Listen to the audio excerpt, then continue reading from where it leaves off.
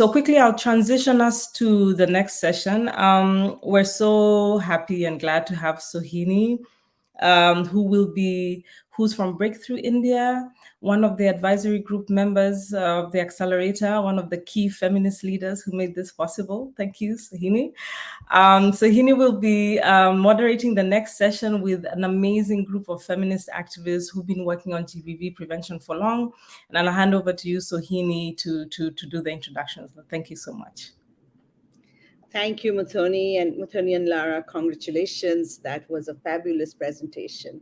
Welcome to everyone to our inaugural fireside conversation or interviews this morning, this afternoon, this evening. I'm Shohini and I lead Breakthrough in India, an organization known for its work on culture change and gender norms transformation work. We do this by creating social change actors, young champions who in the long run will make violence against women and girls in all their diversities unacceptable. I'm very, very happy to be here this morning.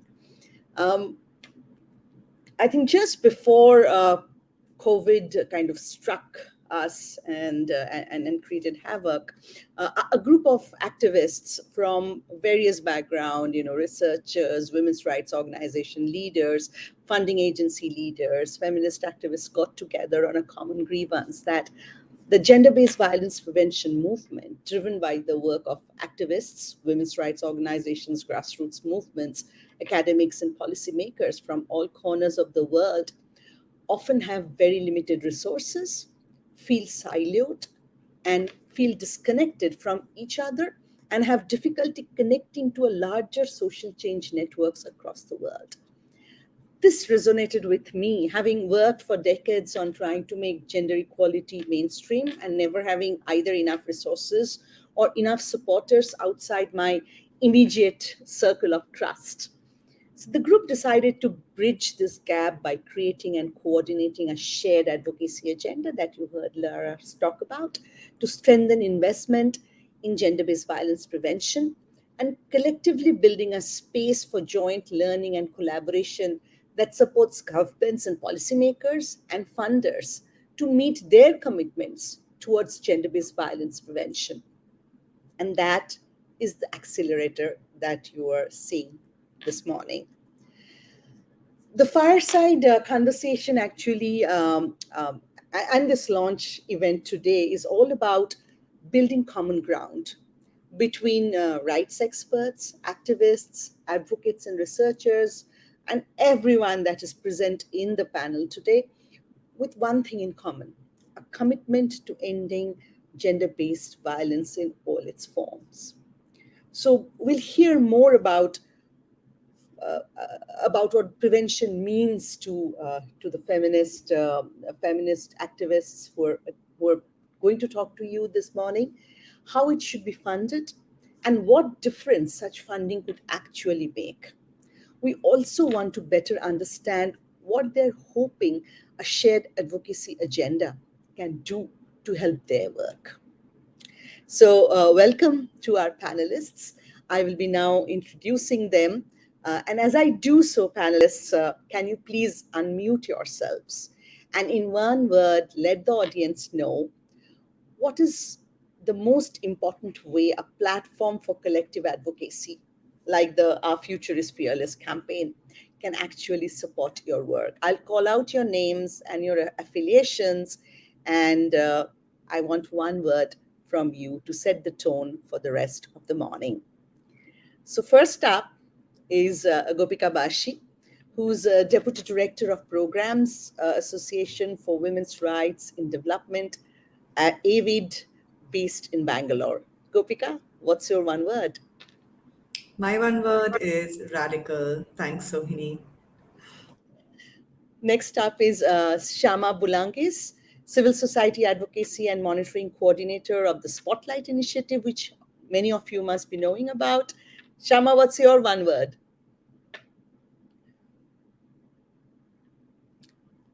Shamah, we can't hear you.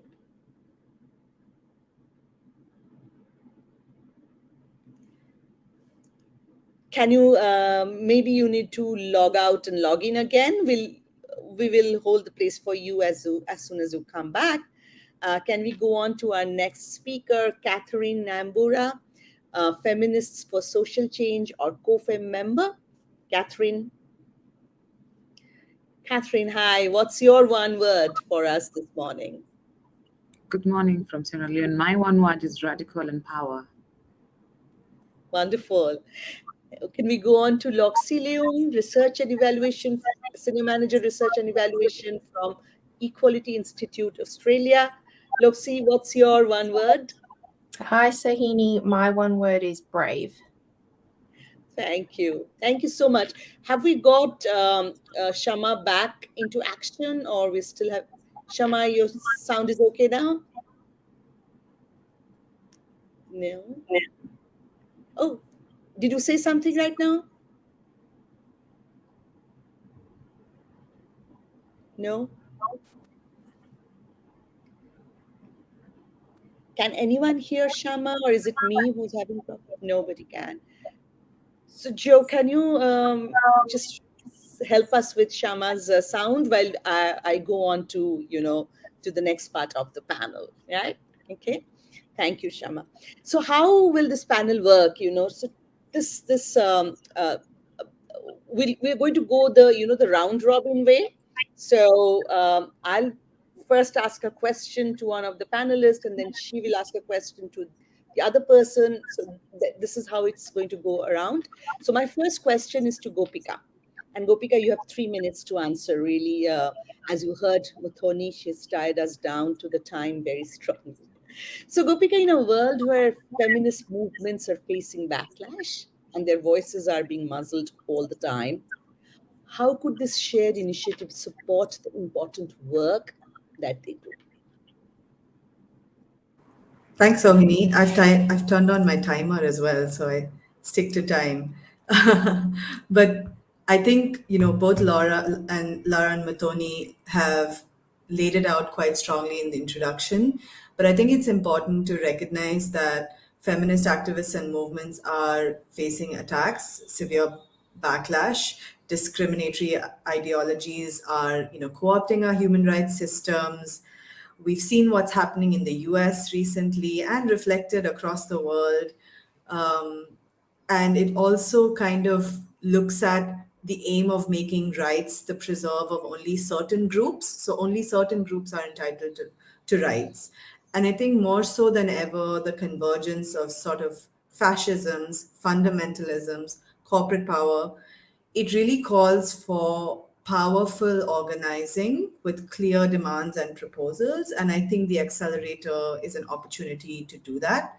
I use the one word radical because I think the accelerator must be radical in its approach. And it needs to consistently be informed by the voices of feminist activists and movements. I also think it's important to create a space to ask critical questions when we talk about evidence based programming around GBV. So, for example, what counts as evidence? Who is producing and legitimizing knowledge? To what end is that happening? And oftentimes, in the search for sort of the right solutions, we've seen how technocratic interventions with very singular aims can create more harm than good. So we also need to challenge this dichotomy between what is grassroots work, what is research, how do we define it, who legitimizes those processes. And I think this accelerator is a great opportunity to do that. A last point I want to make is around resourcing, and both, Muthoni and Lara spoke to that when we started. When it comes to humanitarian funding, only 0.1% goes to addressing violence against women and girls. We're seeing the world as it is right now, protracted crises in different parts of the world, whether it be in Ukraine, Sri Lanka. Let's be clear that we can't go for the crumbs. We really need to ensure that funding, which often goes to international NGOs or other groups based in donor countries, that funding needs to go to feminist groups, and we need to have the political will I think there's nothing less than that when we talk about funding. And I think the last thing I'll say is, while ending GBV is a political agenda, and it seems to be the right agenda to get behind, I think it's important to unpack this agenda as we move forward. And I think that's the biggest challenge and opportunity for this initiative. Thanks. Thanks, Gopika. And you took so many of my words out of my mouth that I will have to rethink on what I'm going to talk about at the end. So thank you very much for making those points. I know you were supposed to ask a question to Shamah, but since she's not here, we'll just wait with your question to Shamah. And Shamah's question to Catherine. Catherine, I will take over and ask Shamah's question to you, so that you are up next. Okay. So Shamah, COFEM is a long-established collective of experts in the field of ending violence against women and girls. What are some of the trends and challenges you are seeing in funding GBV work, gender-based violence work, particularly when it comes to changing systems and social norms for prevention? And I'm very, very, interested in what your answer is, because my work is in this. So over to you, Catherine. Thank you so much, Shahini. In terms of responding to your question about the trends, and the trends really reflect all of the points that you have all been outlining before. One, I think we do still see, even though we've had funding and a bit of focus on GBV, and prevention has gotten more prominence, especially as we are coming off and as we are leveraging the Generation Equality Forum momentum, we still see a stronger focus on response as opposed to prevention when it comes to funding. And I guess that also goes to speak about how funding is structured, how funding is ordered, and who's putting money on the table. While we've gained some traction on prevention, advocacy, and other elements of GBV, we do still see that being the prominent focus where money is going. And I think the other complex issue is, while there is predominantly or presumption that GBV prevention is getting funding, what is happening is other very important aspects of the work that we do and the issues that are intersectional to GBV, like SRHR, are losing funding. And so we've seen, and that's really coming from COVID response and the reprioritization of health funding in many countries, and many donors who are contributing bilaterally and in many other ways shifting their priorities. And so that in itself has implication for GBV prevention funding, because where is this funding coming from in terms of the other pots for it to be filling this side? And so I think there is need, and we've seen activists, feminist activists become more creative in terms of programming intersectionally and being more intentional to put out the need for holistic outlook to funding of any kind. And I think the opportunity that's also important is that with the Generation Equality Forum, we have over 2,000 commitments, and most of those commitments are in the GBV Action Coalition, which is great because we were coming from COVID when we really had sounded the bell about GBV being a shadow pandemic, and there was so much traction around that. And that's important. What we don't have clarity with, and I think both Gopika and Shahini, you've outlined, is the granulation of the $40 billion figure, and to see whether that's still equally distributed across all action coalition, whether that's new money. We don't have that clear audit yet, and it's important to have an understanding of the implications for current funding, for sustaining current funding to groups, for future funding opportunities, etc. In terms of sustainability, and also opportunities for uplifting all this work that feminist activists have been doing for a long time, has gotten opportunities, but still is happening in a very difficult political context. The other point is grassroots organizing. Grassroots organizations still don't have as much access to the funding that we have. It still continues to be, we haven't broken the barriers of systems and structures and what it means to access funding and who can access funding. So we still see having a focus on bigger organizations, and while we still have a call for groups, grassroots groups, to have funding, it's still not sustainable funding or quality funding, so to speak.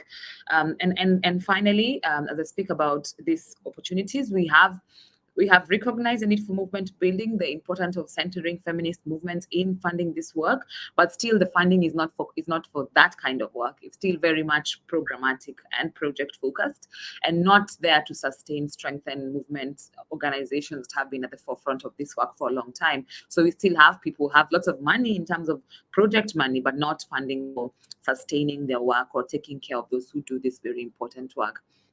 And I think finally, because of my advocacy perspective, is that with the COVID-19 recovery, feminists have done a lot of advocacy to center many issues on gender, including GBV and especially GBV, on the recovery agenda. However, I think the funding element isn't coming out. I think there's recognition for that building back better requires an intersectional approach to how we design our policies, how we strengthen our health systems, but we haven't seen where the funding for that in terms of money for feminist movements, GBV prevention will go to. So I think it's a mix and match situation. It's a very complex landscape, but it's important to recognize the complexity, because as feminists, we are used to doing much more intense and comparative analysis that's very holistic and intersectional. So thanks so much, Shohini, for the question. I hope the responses I kept to time. Thank you. Thank you, Catherine. That was just fantastic. So many important points in there, and we'll probably come back to it when we wrap up the session. But since we missed Shamah, Gopika, can I go back to you and request you to ask your question to Shamah? And Catherine, you hold your question to Loksee. We will come back to you after Shamah speaks. So over to you, Gopika and Shamah. Thanks, Sohini. Shama, as a grassroots activist, what is one thing you could do to prevent GBV if you had the resources you need? What a great question that you can't do now. So can you tell us a bit more about what you do? And happy Pride. Happy Pride. Thank you very much, Gopika.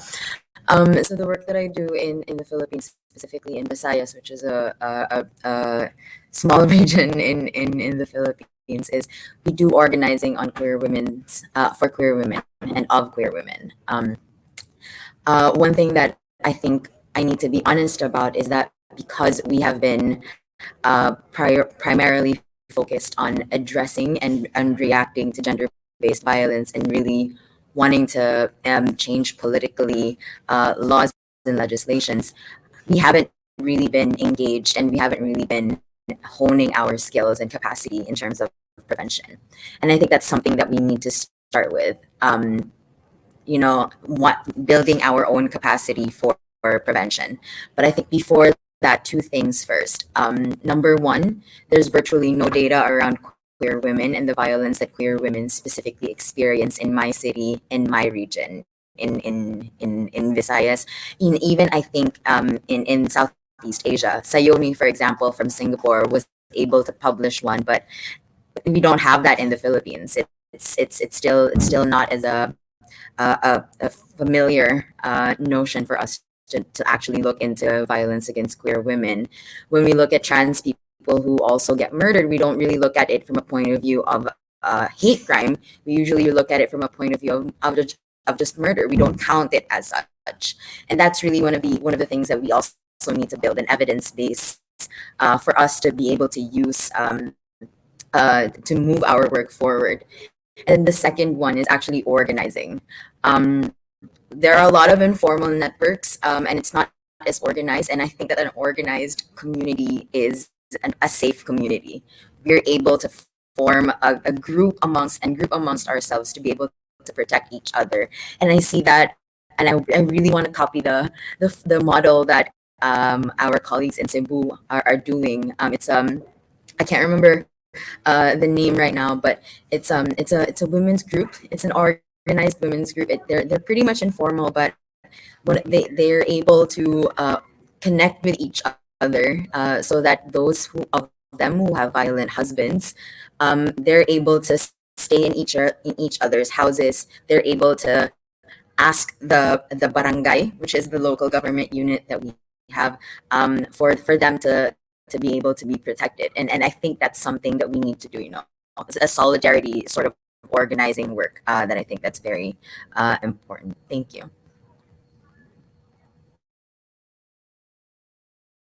And Salma, would you be able Sure. to ask the question? Yes, of course. Thank you so much. And first of all, thank you very much for giving me the platform for this one as well. For Loksee, my question for you is, we know there's no one size fits all for prevention work, but there are some common principles around evidence-based and feminist-informed prevention that can. But are there some common principles around evidence-based and feminist-informed prevention that can guide our work? Thanks for the question, Shamah. Really great question. I often think we talk a lot about the what in terms of what we can do, but I think it's as important to talk about the how as well. And so I really love this question. We know from the evidence, and Lara spoke about this a bit in her presentation, there's a lot of research and M&E out there that show that there are many types of prevention strategies and interventions that can be effective in different settings. So, we've mentioned the community mobilization, or working with couples, women economic empowerment, or campaigns to shift social norms, that sort of thing. We know that these kinds of things can work. But we also know, so everyone on this panel, everyone in this room, we know that for such a complex and highly intractable problem like GBV, there's no silver bullet or one size fits all solution. I think it was mentioned earlier, it's not a cookie cutter approach that we want to take. But however, there are principles for effective prevention measures, which are common across contexts, settings, and strategies. And I wish I had more time to explore those with you today, but I'm going to focus in on the particular principles which I feel are the key ones and the ones that maybe don't get as much attention or discussion. There's principles that are outlined in, for example, the respect framework, which was mentioned earlier, but these are the ones which I feel maybe greater focus can be placed on them. So for prevention intervention to be effective, first and foremost, there must be locally owned and locally led. So not imposed from an external, often a donor or a global north-based organization or an external institution. They have to be, for it to be sustained and for it to have effect, it has to be locally owned and locally led. Secondly, prevention interventions need to be transformative. And by that we mean transformative of the rigid and harmful gender norms that we know drive violence against women and girls. And also transformative in the sense that it seeks to shift the other unequal power structures, such as racism, ableism, colonization, homophobia, transphobia, those sorts of unequal power structures as well. As we all know and as we all value, we're all committed to not leaving anyone behind, and also are taking an intersectional approach to everything that we do when it comes to prevention and gender equality. The other principle that I'd like to spotlight a bit more is, it's a pretty, perhaps a standard one whenever it comes to doing any work. It's about taking a long-term and sustainable approach. And I think often with this principle, people focus in on whether it's funding or resources, making sure that those things are long-term. But I want to touch on a point that I think Gopika also touched on, or was it Catherine? I can't remember. It was around, this is a point around collective care, especially collective care in the sector, and like looking after each other as we do this work, because we know this work is really challenging. If we don't do that, with burnout and with the challenges that we face in trying to achieve what we're getting to, sustainability will be an issue. So that's another principle that I feel is really important. There's obviously also a few other key principles which I'll just mention really quickly. You'd have to take a whole of population approach. Obviously, we're trying to engage all areas of all facets of society. It includes engaging men and boys, engaging different sectors, engaging different parts of the community and different organizations, and ensuring that those people know what role they have to play to prevent violence against women and girls. Another really key principle is around ensuring that prevention and response occur together. So there's often we do sometimes see examples of when prevention operates without adequate linkages to response, and it often is weaker for that.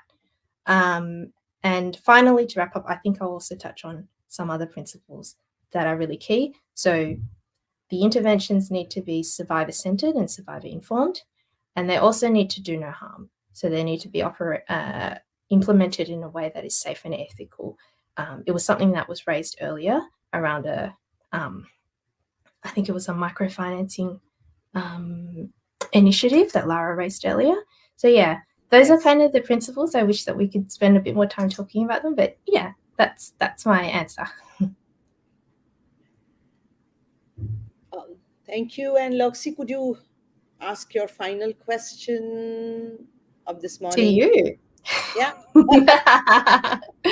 Yes. So Hini, my question to you, and this is quite a future-looking one, which I kind of like this question. What are you most excited about with regards to this initiative and campaign? Thank you, Loksee. And whatever I say now would sound very tame in front of you all, really fiery speakers. But I think the opportunity to unite gender-based violence prevention community around a shared advocacy agenda. It's not that there hasn't been such efforts. The women's movement in many countries have played that role, but they've also left a lot of people outside of that convening.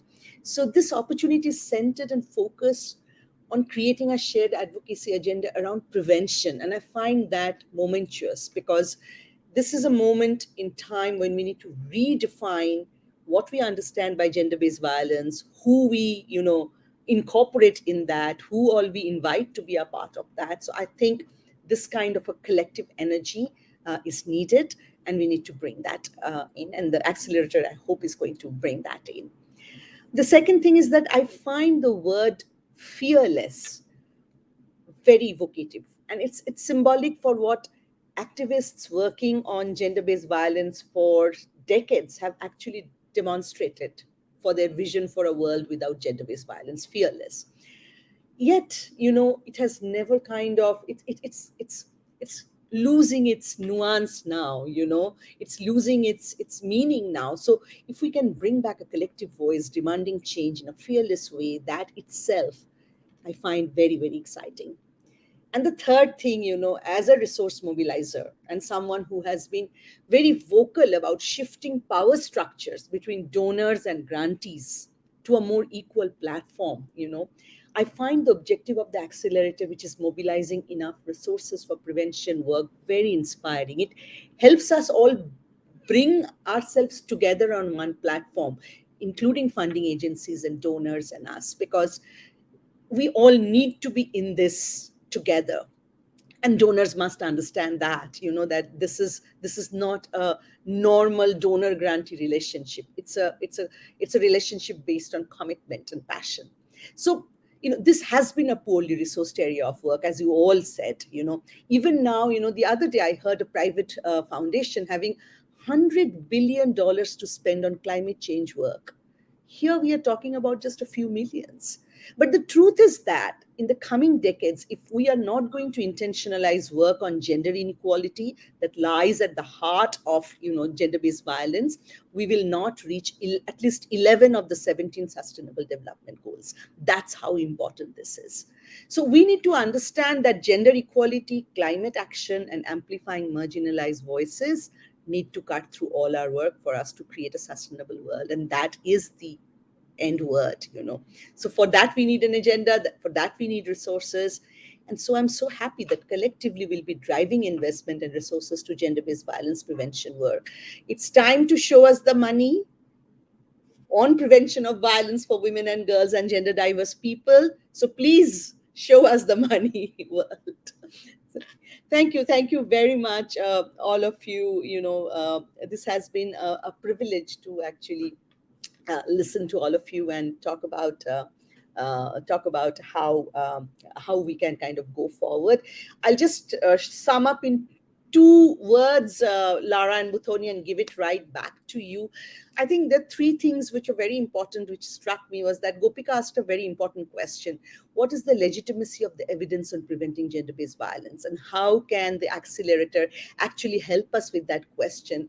Throw some light on the unseen research, the anecdotal evidence that never see the light of the day, that lies with grassroots groups. Can we bring it up here?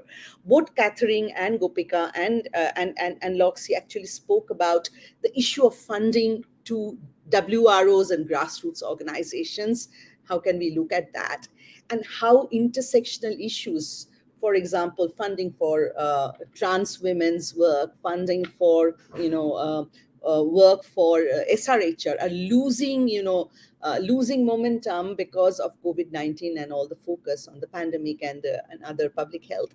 So some of that, and I think what Loksee spoke about, collective care, looking after each other, ensuring prevention and response go together. These are very, very important things. And I hope the accelerator will find some time to kind of collate this and share this with everyone that is part of this. Yeah. Thank you very much. And over to you. Thank you to all our panelists. Thank you to all our speakers. Over to you, Muthoni and Lara.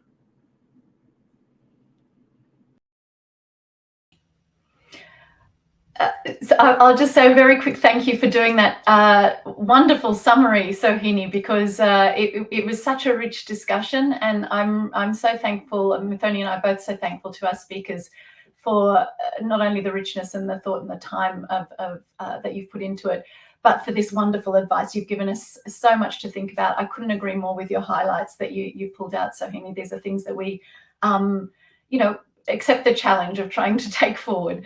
Over to you, Muthoni.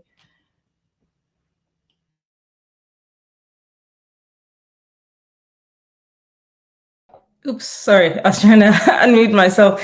So yeah, thank you so much. I think for me, I think the challenge that Gopika put on the floor around, her word, and I think others, was political. And in these times, how do we ensure that we are supporting feminist activists, movements, when we're all under attack and, under fascist and fundamentalist ideologies and attacks against, the work that we're doing. And I think that's a really good point, that this time we really need, this is the time to really be political and go out there and really mobilize everyone so that we can challenge some of these very retrogressive policies that we're seeing being put into place. And I think that's a big challenge for us. And I think that's something we're happy to move forward. Just moving on, I think one of the things, just thanking Sohini so much for holding fort and giving us that great summary. I think it leads us to why we are creating this Our Future is Fearless campaign. So what we wanted to do today is share with you why we're here today. It is really to launch this campaign, and this campaign is aimed at inviting all of us to come together so that we can collectively identify strategies for advancing the cause for more resources to go towards feminist activists and movements who are working towards GBV prevention, and researchers, and really resourcing the movement. I think one of the things that came out for me, and I think it's Shamah, but I think everyone else said the last thing Loksee said about collective care. And I think that's something we also can build into this movement that we're creating today. So basically, this is to say that we want to share with you the campaign, The Future is Fearless. And I don't know if Joe, you can share with us the banner. What we're doing for this campaign is we're inviting you all to join us, and there are many ways one can join us. The first one is visit our webpage, Prevention.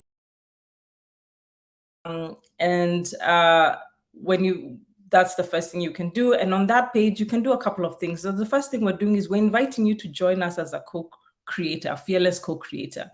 What does this mean? This means that you come and join us, the accelerator, to really design and co-design the strategy with us, to really be a champion for advocating for the shared advocacy agenda and really pushing the agenda forward. So that's one way you can participate. When you go on our webpage, you'll see how you can participate. The second is join our community. So you'll see that you have an opportunity there to join our community, which means that you can share with us your information. We will be sharing newsletters. We will be sharing more in terms of how we will be engaging with the work that we're doing, and inviting you to future events as well, so that we can participate, and meetings as well. We hope that the next meeting we have like this will be face-to-face, so that would be great, hopefully. And so feel free to join as a community member. And the other thing is, feel free to join as a partner. So you can join us as a partner organization which is committed to working towards GBV prevention. And under that, we will be able to engage with you. We will be able to engage with you in the next activities that we'll be doing.